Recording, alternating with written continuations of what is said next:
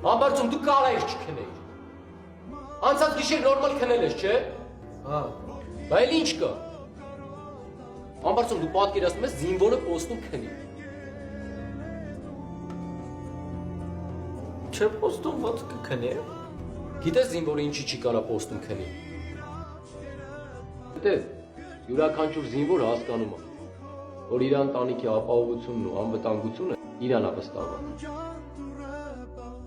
Յուրաքանչյուր զինվոր պետք է տենց մտածի։ Լինի ստեղ, թե դիրքերում։